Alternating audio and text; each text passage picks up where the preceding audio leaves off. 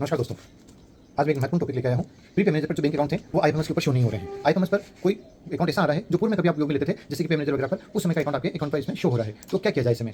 सबसे पहला कार्य जो हमें करना है वो ये करना है कि पता करना है कि आपकी पूर्व में जो आईडी थी वो आईएफएमएस पर कहाँ पर शो हो रही है। इसके लिए आपको प्रीपेड मैनेजर के सब वीडियो में नहीं जाकर के डीडीओ पर जाना है, विद्यालय के डीडीओ में जाना है। वहाँ पर एम्प्लॉय मैनेजमेंट के अंदर हम जानेंगे, नीचे की तरफ एक ऑप्शन है एम्प्लॉय स्टेटस का। एम्प्लॉय स्टेटस पर क्लिक करके यहाँ हम एम्प्लॉय डालेंगे संबंधित कार्मिक की और सर्च करेंगे। सर्च करने पर हमें पता चल जाएगा कि वो आईडी कहाँ पर एग्जिस्ट कर रही है। यदि वो आपके विद्यालय में है तब तो ठीक है, नहीं है किसी अन्य विद्यालय में रखी हुई है तो पहले वहाँ से आप उसको आईडी को यहाँ मंगवाएं। जब आईडी यहाँ आएगी तभी आप उसका बैंक अकाउंट चेंज कर पाएंगे।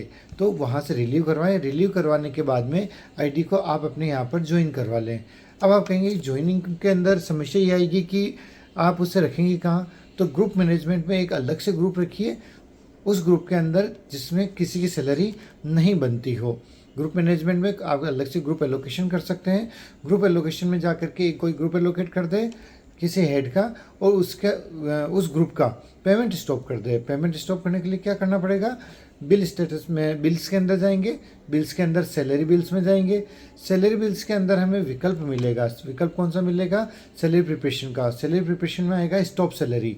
स्टॉप सैलरी में ग्रुप वाइज करेंगे और जिस ग्रुप का पेमेंट स्टॉप करना चाहते हैं उसके ऊपर क्लिक करके उस ग्रुप का पेमेंट, पूरे ग्रुप का पेमेंट स्टॉप कर देंगे। मतलब ये कि उसमें जितने भी कार्मिक हैं उनका पेमेंट रुक जाएगा, सैलरी नहीं बनेगी। क्योंकि उस कार्मिक की सैलरी प्रीपेड मैनेजर के थ्रू बनाई जानी है आईएफएमएस पर, तो ऐसी स्थिति में यहाँ से सैलरी प्रोसेस नहीं हो, इसकी भी सावधानी रखना आवश्यक है। जब पेमेंट स्टॉप हो जाए उसके बाद में आने के बाद में उस कार्मिक का, चूँकि आईडी आपके यहाँ पर आ चुकी है, तो बैंक डिटेल्स में जा कर के आप उस आदमी को या उस कार्मिक को सर्च करें। कार्मिक को सर्च करके यहाँ पर बैंक डिटेल में आप उसकी नई बैंक डिटेल डालें और नई बैंक डिटेल के लिए आप उसकी पासबुक वगैरह यहाँ पर अपलोड कर दें बैंक डिटेल्स के अंदर, जो कि एम्प्लॉय मॉडिफिकेशन में आता है। ध्यान रहे इसके लिए आपको वर्क फ्लो डिफाइन करना जरूरी है।